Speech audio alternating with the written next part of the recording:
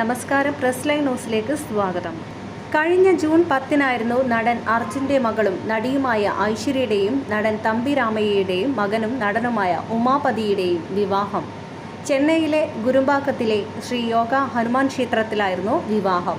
ഏറെ നാളത്തെ പ്രണയത്തിനു ശേഷമാണ് ഇരുവരും ജീവിതത്തിൽ ഒന്നിച്ചത്. ഇപ്പോഴിതാ തൻ്റെ പ്രണയകഥ വെളിപ്പെടുത്തിയിരിക്കുകയാണ് ഐശ്വര്യ. തമിഴ് TV റിയാലിറ്റി ഷോയായ സർവൈവറിലൂടെയാണ് ഉമാപതിയെ ആദ്യം പരിചയപ്പെട്ടതെന്നും അച്ഛനായിരുന്നു ഹംസമെന്നും ഐശ്വര്യ പറയുന്നു. ഈ റിയാലിറ്റി ഷോയിൽ മത്സരാർത്ഥിയായിരുന്നു ഉമാപതി. അർജുൻ ഷോയുടെ അവതാരകനുമായിരുന്നു. അപ്രതീക്ഷിതമായിട്ടാണ് ഞങ്ങളുടെ ബന്ധം തുടങ്ങിയത്. 2021-ൽ അച്ഛൻ അവതാരകനായ റിയാലിറ്റി ഷോയിൽ മത്സരാർത്ഥിയായിരുന്നു ഉമ. ഞങ്ങൾ എല്ലാവരും അവൻ വിജയിച്ചു കാണണമെന്നാണ് ആഗ്രഹിച്ചത്. അവൻ്റെ വ്യക്തിത്വം എല്ലാവരിലും മതിപ്പുണ്ടാക്കി.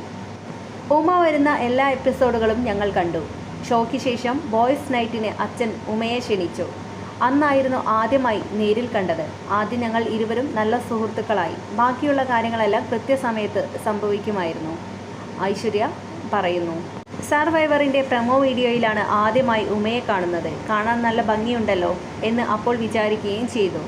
ആദ്യമായി ഉമയെ നേരിൽ കണ്ടപ്പോൾ ഞാൻ ശരിക്കും ഞെട്ടിപ്പോയി. ഷോയിലെ ഏറ്റവും കരുത്തുള്ള മത്സരാർത്ഥിയായിരുന്ന അവൻ എൻ്റെ നായ്ക്കുട്ടി ട്രിഫിലിനെ പേടിച്ച് കുട്ടിയെപ്പോലെ ഓടി. ഏറെ ചിരിച്ച നിമിഷങ്ങളായിരുന്നു അത്. ഷോയിൽ പാമ്പിന് മുന്നിൽ പോലും ധൈര്യം കൈവിടാതെ നിന്ന അവന് ഒരു നായ്ക്കുട്ടിയെ പേടിയാണെന്നത് ഞങ്ങൾ ഒരിക്കലും കരുതിയിരുന്നില്ല. അതായിരുന്നു അവനെക്കുറിച്ച് എൻ്റെ മനസ്സിൽ പതിഞ്ഞ ആദ്യ കാര്യം. കാര്യങ്ങളെല്ലാം ടെൻഷൻ അടിക്കാതെ അനായാസം ചെയ്യുന്ന, വളരെയധികം നിർമ്മബോധമുള്ള, മറ്റുള്ളവരെ സഹായിക്കുന്ന വ്യക്തി കൂടിയാണ് ഉമ.